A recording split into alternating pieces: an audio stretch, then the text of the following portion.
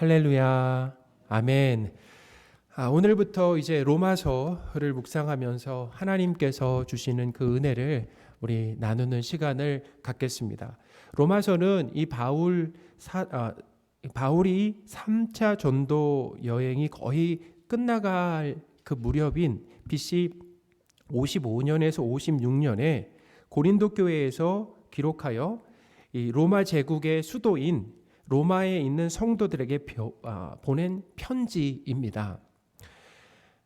바울이 로마 교회에 이렇게 편지를 썼지만 로마 교회는 바울이 개척하지는 않았습니다. 아마도 이 사도행전 2장에 보면은 사도행전 2장에 나오는 그 오순절에 로마로부터 예루살렘에 온 유대인들이 있었습니다. 그 당시에도 그때 베드로의 설교로 예수 그리스도를 믿고 로마로 다시 돌아가서 교회가 세워진 것으로 이렇게 추정이 된다라는 거예요.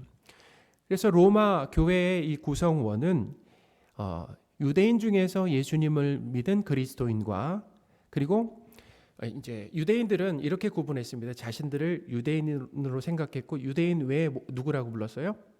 이방인이라고 불렀어요. 그러니까 우리나라 국민이고 국민 외에는 외국인이잖아요. 성경에서 유대인, 이방인 이 표현은 유대인 중심의 표현입니다. 그래서 유대인 아니면 다 뭐라고요?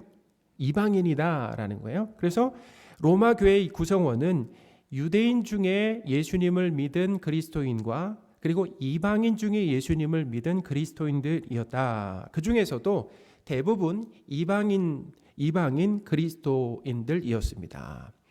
로마서 1장 5절 6절입니다. 그로 말미암아 우리가 은혜와 사도의 직분을 받아 그의 이름을 위하여 모든 이방인 중에서 믿어 순종하게 하나니 너희도 그들 중에서 예수 그리스도의 것으로 부르심을 받은 자니라. 아멘. 바울은 이방인을 대상으로 복음을 전했다라고 기록하잖아요. 지금 5절 6절에. 근데 로마 교회 성도들도 이방인으로서 로마 교회 성도들도 이방인으로서 예수 그리스도의 사람이 되었다라고 밝히고 있는 거죠. 이렇게 로마 교회 구성원들이 누구인가라고 하는 것 대부분은 이방인 그리스도인들이었다라고 하는 거죠. 자, 그러면 바울이 로마서를 기록한 이유와 목적이 있는데 그 이유가 무엇일까라고 하는 것을 우리가 한번 생각해 봐야 되는 거예요. 바울이 교회마다 편지를 보낼 때 그 교회의 상황에 따라서 편지 내용이 달라졌다라는 것입니다.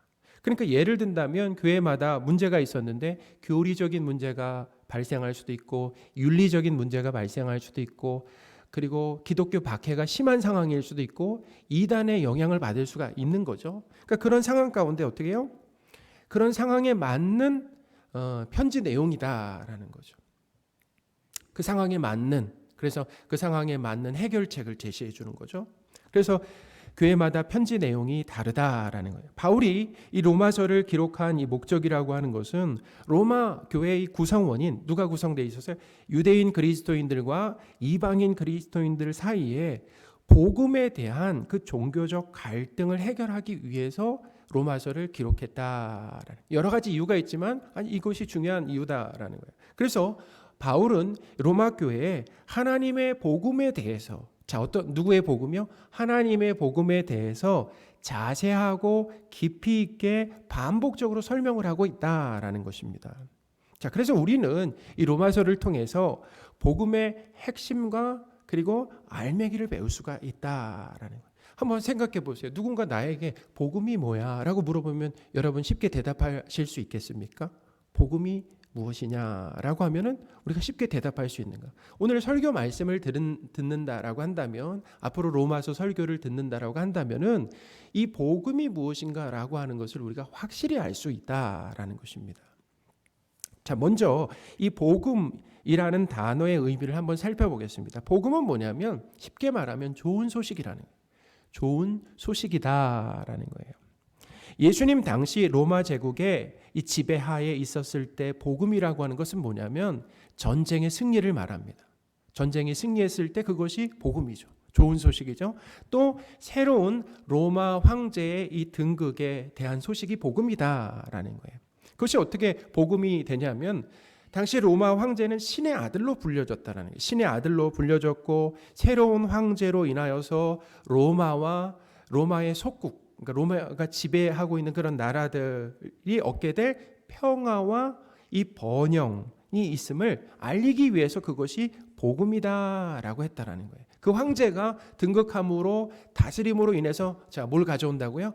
평화와 번영이 있을 거다라고 하는 것. 그래서 그것이 복음이었다라는 거죠. 오늘날도 비슷하죠. 3월에 뭐가 있습니까? 3월에 대선이 있잖아요. 대통령 선거가 있는데요. 모든 대선 후보들은 너나 할 것 없이 자신이 대통령이 되면은 국민의 삶이 획기적으로 나아질 것이다 라고 말하면서 각종 이 공약들을 어떻게 하냐면 쏟아내고 있다라는 거예요. 국민들 중에서도 내가 원하는 대선 후보가 당선되면은 내 삶이 나아질 것이다 라고 믿습니다. 그러니까 내가 원하는 대선 후보가 대통령으로 당선되는 것도 이 세상의 기준으로 보면 그것이 뭐가 된다라는 겁니까? 복음, 곧 좋은 소식이 된다라는 거예요. 그러나 이 로마서에서 말하는 복음이라고 하는 것은 사람이 만들어낸 것이 아니다. 사람에게서 나온 것이 아니다라는 거예요. 하나님께서 계획하시고 만드신, 하나님께서 계획하시고 성취하신 복음, 곧 좋은 소식이다라는 거예요. 바울은 로마 교회에 자신을 소개하면서 하나님의 복음을 전하기 위해 선택받았다라고 했습니다. 로마서 1장 1절입니다. 예수 그리스도의 종 바울은 사도로 부르심을 받아 하나님의 복음을 위하여 택정함을 입었으니. 아멘. 하나님의 복음이죠. 사람의 복음이 아니라 하나님의 복음이다라는 거예요. 이 하나님의 복음이라고 하는 것은 새로운 것이 아닙니다. 갑작스럽고 예고 없이 만들어진 것이 아니다라는 거예요. 이 하나님의 복음은 구약 성경에 이 선지자들을 통해서 미리 약속하신 것이다라는 겁니다. 미리 약속하셨다라는 거예요. 그리고 그 내용은 하나님의 아들에 대한 겁니다. 자, 2절입니다. 이 복음은 하나님이 선지자들을 통하여 그의 아들에 관하여 성경에 미리 약속하신 것이라. 아멘. 그러니까 복음의 핵심과 알맹이는 하나님의 아들에 대한 것이다. 그러니까 로마는 당시에 누가 복음이라고 했습니까? 새로운 황제가 복음이라고 그랬어요. 근데 성경에서는 누가 복음이라고 하는 거예요? 하나님의 아들이신 예수님이 복음이다라고 말하고 있다라는 것입니다. 그러니까 복음의 중심에 누가 있습니까? 바로 예수님이 있다라는 거예요. 바울은 복음이신 예수님이 누구신지에 대해서 두 가지로 설명하고 있습니다. 여러분, 한번 누군가 나에게 이렇게 물어본다고 생각해 보세요. 예수님이 누구야? 예수님이 어떤 분이야? 라고 말한다면 핵심을 두 가지 말씀하실 수 있겠어요? 예수님은 누구야? 우리가 그런 질문을 받으면 당황할 수 있잖아요. 그래서 뭔가 이렇게 우리가 아는 것 같은데 나오지 않는다라는 거죠. 그리고 설명을 해도 간단하게 핵심을 짚는 것이 아니라 장황하죠. 그렇다라고 한다면 사실은 예수님에 대해서 잘 모르고 있는 것이다. 근데 바울은 오늘 본문에서 이 복음이신 예수님이 누구신지 두 가지로 설명했다라는 것입니다. 첫째는 예수님이 구약에 예언된 메시아 곧 그리스도시다라는 겁니다. 그리스도는 어떤 뜻을 가지고 있습니까? 메시아, 그리스도는 같은 의미예요. 하나님께서 기름 부어 보낸 구원자다라는 것입니다. 구원자. 그리스도는 뭐라고요? 구원자다라는 거예요. 예수님께서 다윗 왕의 자손으로 태어나신 것을 그 확실한 증거로 들고 있다라는 겁니다. 3절입니다. 그의 아들에 관하여 말하면 육신으로는 다윗의 혈통에서 나셨고. 아멘. 하나님께서 보내실 구원자가 이 다윗의 자손으로 태어난다라고 하는 것은 구약의 선지자들이 예언을 했다라는 것입니다. 구약의 선지자들이 말이죠. 자, 예레미야 23장 5절 6절을 보겠습니다. 여호와의 말씀이니라 보라 때가 이르리니 내가 다윗에게서 한 의로운 가지를 일으킬 것이라. 그가 왕이 되어 지혜롭게 다스리며 세상에서 정의와 공의를 행할 것이며 그의 날에 유다는 구원을 받겠고 이스라엘은 평안히 살 것이며 그의 이름은 여호와 우리의 공의라 일컬음을 받으리라. 아멘. 그러니 다윗의 자손으로 오신 예수님께서 구약의 예언을 어떻게 해요? 성취하셨다는 거예요. 예언이 되었고 그 예언을 다윗의 자손으로 오심으로 인해서 성취한 메시아 곧 그리스도다라는 겁니다. 사랑하는 여러분, 예수님 그리스도이십니다. 명확하죠. 예수님은 그리스도. 그러니까 누군가 나에게 예수님은 누구세요? 라고 물으면 뭐예요? 예수님은 그리스도이십니다. 구원자라는, 하나님이 기름 부어 보내신 구원자다라는 거죠. 둘째로 예수님께서 하나님의 아들이시다라는 거예요. 예수님이 하나님의 아들이다라는 거죠. 바울은 하나님에 대해서 죽은 자 가운데서 부활하사 능력으로 하나님의 아들로 선포되셨다라고 하셨습니다. 4절입니다. 성결의 영으로는 죽은 자 가운데서 부활하사 능력으로 하나님의 아들로 선포되셨으니 곧 우리 주 예수 그리스도시니라. 아멘. 예수님은 선택받은 백성을, 하나님이 선택하신 백성을 그들의 죄에서 구원하시기 위해서 죄인을 대신해서 십자가에서 죽으시고 3일 만에 다시 살아나셨습니다. 예수님의 십자가와 이 부활로 택한 백성이 죄사함을 받고 의롭게 되었다라는 거예요. 로마서 4장 25절입니다. 예수는 우리가 범죄한 것 때문에 내어줌이 되고 또한 우리를 의롭다 하시기 위하여 살아나셨느니라. 아멘. 예수님의 죽으심과 부활로 죄인이 의롭게 되는, 그 신분이 변화되는 놀라운 기적과 같은 일들이 일어났다라는 것입니다. 또한 중요한 것이 있어요. 예수님께서는 죽음에서 부활하심으로 인하여서 예수님이 하나님의 아들이신 것, 곧 예수님의 신성을 증명하셨다라는 겁니다. 여러분, 한번 우리가 생각해 보면 좋겠습니다. 사람은 자신의 능력을 무엇으로 증명하려고 합니까? 내가 대단한 사람이다, 나에게 능력이 있다라고 하는 건 뭘로 증명하려고 합니까? 나의 외모나 아니면 소유나 출신 배경이나 인맥이나 말잘함과 업적 등이죠. 그것을 통해서 내가 대단한 사람이다라고 하는 걸 드러내잖아요. 제가 최근에 어젠가요? 인터넷 뉴스를 이렇게 딱 봤는데 거기에 축구 선수 호날두 이야기가 있더라고요. 호날두가 아직 결혼한 그 여자친구는 있는데 혼인은 하지 않았어요. 근데 그 사이에 자녀들이 있습니다. 그러니까 어떻게 보면 혼인은 하지 않았지만 이제 뭐냐면 그 부부 관계인 거죠. 그런데 거기 보니까 여자친구라고 이렇게 소개를 하는데 그 여자친구에게 한 달에 용돈을 주는데 그 한 달에 용돈을 얼마를 주냐면은 1억 6천만 원씩 용돈을 준다라는 거예요. 자, 한 달에 용돈이 얼마라고요? 1억 6천만 원이다라고 하는 거예요. 우리는 어떻게 보면 상상도 할 수 없는 금액을 그 여자친구가 용돈으로 받고 있는 거 아니겠습니까? 그러니까 우리는 그것만 봐도 뭐 호날두가 누군지 우리가 몰라도 얼마나 그 사람이 재력 있는가라고 하는 것을 우리가 알 수 있는 거 아니겠습니까? 사람은 이렇게 자신의 어떤 능력을 뭔가 소유하고 있는 것 등으로 이렇게 과시하고 드러내려고 하는데, 자, 예수님은 자신이 하나님의 아들이시다, 곧 하나님이시다라고 하는 것을 뭘로 증명하셨습니까?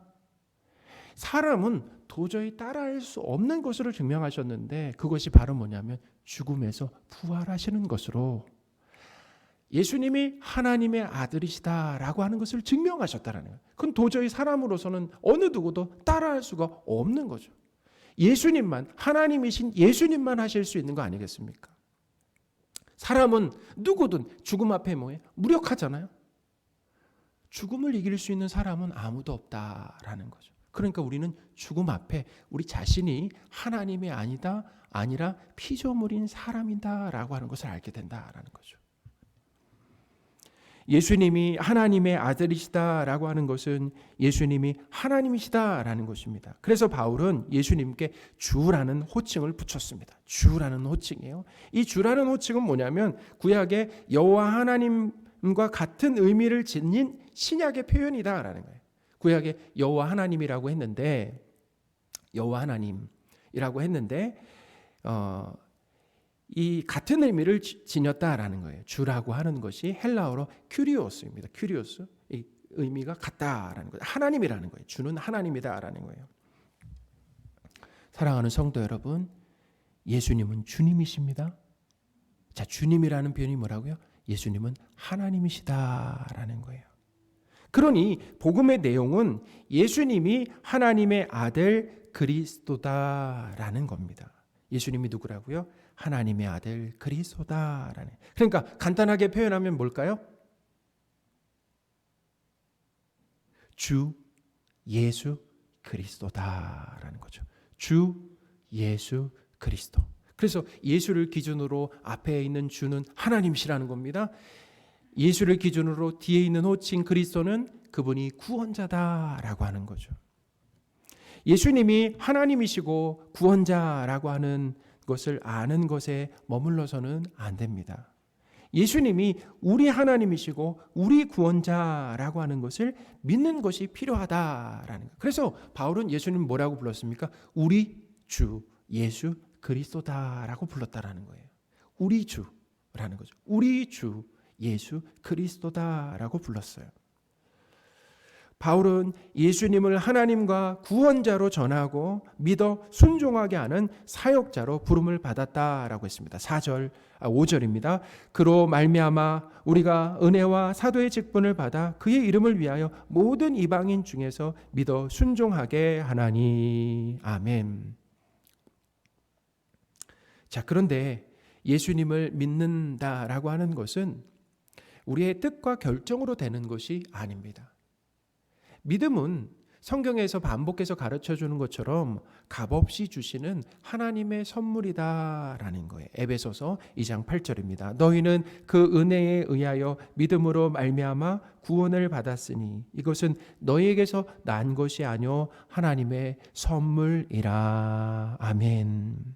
사랑하는 여러분, 믿음은 하나님께서 사랑하시는 사람들에게 거저 주시는 선물이다라는. 왜 믿음을 선물로 주시는 거예요? 사랑하기 때문이라는. 사랑하기 때문에 믿음을 주신다라는 거죠. 바울은 로마 교회 성도들을 하나님의 사랑을 받아 성도로 부름받았다라고 표현하고 있다라는 것입니다. 로마서 1장 7절입니다. 로마에서 하나님의 사랑하심을 받고 하나님의 사랑하심을 받았다는, 하나님의 사랑하심을 받고 성도로 부르심을 받은 모든 자에게 하나님 우리 아버지와 주 예수 그리스도로부터 은혜와 평강이 있기를 원하노라. 아멘. 로마 교회 성도들이 먼저 하나님을 선택하거나 사랑한 것이 아닙니다. 하나님이 그들을 사랑하시고 성도로 부르신 것이다라는 거예요.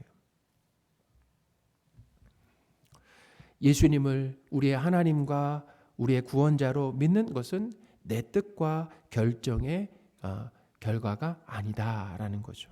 하나님의 사랑하심과 그리고 선물로 믿음을 주신 결과로 이루어진 것입니다. 우리를 사랑하시고 믿음을 선물로 주신 하나님께 감사하시기 바랍니다. 그래서 우리는 하나님께 감사해야 돼요. 늘 감사해야 합니다. 날마다 매 순간 감사해야 되는 거예요. 우리를 사랑하셨죠? 우리를 사랑하셔서 믿음을 선물로 주셨다는. 예수님이 믿어지게 하나님이 믿어지게 하셨다. 내가 죄인이므로 나에게 정말 예수님이 필요하다라고 하는 것을 알게 하셨다는 것입니다. 예수님 믿기 전에는 몰랐어요. 내가 죄인인지도 몰랐어요. 나에게 예수님이, 나는 돈이 필요한 줄은 알았지 예수님이 필요한 줄은 몰랐다라는 것입니다. 그런데 하나님이 우리를 사랑하심으로 인하여서 우리에게 믿음을 주심으로 인하여서 내 실체를 발견하게 하신 거예요. 내 실체. 아무것도 아닌 티끌과 같은 흙과 같은 존재라고 하는 것을. 하나님이 함께 하시지 않으면 나는 흙에 불과하다라고 하는 것, 존재일 수 없다라고 하는 것을 가르쳐 주셨어요. 내 삶에 예수 그리스도가 필요하다라고 하는 것, 그것을 가르쳐 주셨죠. 깨닫게 해주셨죠. 그러니까 이것만 하더라도 뭐예요? 하나님께 감사할 수 있다라는 거죠. 로마서는 믿음이라는 이것이 추상적이지 않고 순종으로 나타남을 반복해서 가르쳐주고 있습니다. 우리 다시 한번 5절을 읽어보겠습니다. 그로 말미암아 우리가 은혜와 사도의 직분을 받아 그의 이름을 위하여 모든 이방인 중에서 믿어 순종하게 하나니. 아멘. 믿어 어떻게 해요? 순종하게 한다라는 거죠. 하나님을 믿는 것은 하나님께 순종하는 것으로 표현됩니다. 그렇게 나타난다라는 거예요. 그러니까 믿음은 보이지 않는 것이 아니에요. 뭘로 나타난다고요? 순종으로 나타난다. 하나님에 대한 이 순종은 나에 대한 신뢰와 그리고 내 뜻을 완전히 내어 놓을 때 그것이 가능합니다. 또한 하나님을 신뢰하고 전적으로 하나님의 뜻을 따라가는 것, 이것이 순종이다라는 거죠. 하나님의 통치 안에 살아가는 것입니다. 사랑하는 여러분, 예수님을 믿고 하나님께 순종하며 사는 것이 복음, 곧 좋은 소식입니다. 그것이 좋은 소식이라는 거예요. 인생의 모든 문제는 하나님의 통치에서 벗어나서 내 마음대로 살 때 일어난다라는 거예요. 잠언 14장 12절에 보면 이런 말씀이 있습니다. 어떤 길은 사람이 보기에 바르나 필경은 사망의 길이니라 라고 했어요. 행복하고 잘 살고 싶어서 사람이 그렇습니다. 나는 행복하고 잘 살고 싶어. 그래서 내 생각대로 온갖 지혜와 노력을 기울였는데 결국 어떻게 해요? 삶이 공허하고 외롭고 염려하는 그런 후회스러운 삶을 만들어낸다라는 거예요. 우리는 삶이 가치 있고 보람되기 위해서 많이 소유하려고 하지만 그것은 좋은 방법이 아니다. 바른 방법이 아니다라는 거예요. 성경이 무엇을 가르쳐 줍니까? 하나님과 올바른 관계로 회복되는 것입니다. 할렐루야. 하나님과 올바른 관계로 회복되고 하나님의 통치 안에 살아갈 때 거기에 행복이 있다라는 것입니다. 그렇게 살아갈 때 기쁨이 있고 그렇게 살아갈 때 만족이 있다라는, 그렇게 살아갈 때 살맛이 난다라는 거죠. 하나님께서 우리를 다스려 주시고 우리가 하나님께 순종할 때 그 결과 뭐가 있습니까? 화평과 영원한 평안과 안전이 있다라는 거예요. 거기가 하나님의 나라죠. 이사야 32장 17절입니다. 공의의 열매는 화평이요 공의의 결과는 영원한 평안과 안전이라. 아멘. 공의의 열매, 공의의 결과. 그러니까 하나님이, 예수님이 우리를 다스려 주시고 우리가 그 하나님의 통치 안에 살아갈 때 뭐가 있어요? 화평. 그리고 영원한 평안과 안전이라는 거예요. 우리가 사실은 안전하고 싶은 거 아니에요? 근데 하나님이 우리에게 주시는 안전은 어떤 안전이라고요? 일시적인 안전이 아니라 영원한 안전이다라는 겁니다. 영원한 평안과 안전은 우리가 돈이나 지식이나 높은 지위로 만들어낼 수 있는 것이 아니다라는 것입니다. 많은 재물과 지식과 그리고 높은 지위는 이 땅에서 잠시 동안 우리에게 든든함과 기쁨과 안전을 줄 수 있습니다. 그러나 영원한 평안과 안전은 주지 못한다라는 거죠. 영원한 평안과 안전은 예수님을 믿고, 어떤 예수님을 믿는 것입니까? 주 예수 그리스도, 하나님이시고 구원자이신 예수님을 믿고 그 예수님을 믿는 것으로 말미암아 하나님과 부자관계 안에서 경험하는 것이다. 그 안에서만 영원한 평안과 그리고 안전을 경험할 수가 있다. 오늘 본문은 예수님을 믿음으로 하나님과의 관계도 부자관계로 달라진다라고 하는 것을 가르쳐주고 있습니다. 죄의 종으로 살다가 하나님의 자녀로 신분이 변화되는 것이죠. 하나님을 뭐라고 부를 수 있게 되는 겁니까? 하나님을 아버지로 부를 수 있게 되었다라는 거예요. 7절입니다. 로마에서 하나님의 사랑하심을 받고 성도로 부르심을 받은 모든 자에게 하나님, 우리 아버지와 라고 얘기하고 있어요. 바울은 하나님, 우리 아버지. 하나님 나의 아버지가 아니라 로마 교회 성도들도 편지를 받잖아요. 하나님 우리 아버지다라고 이렇게 부르고 있습니다.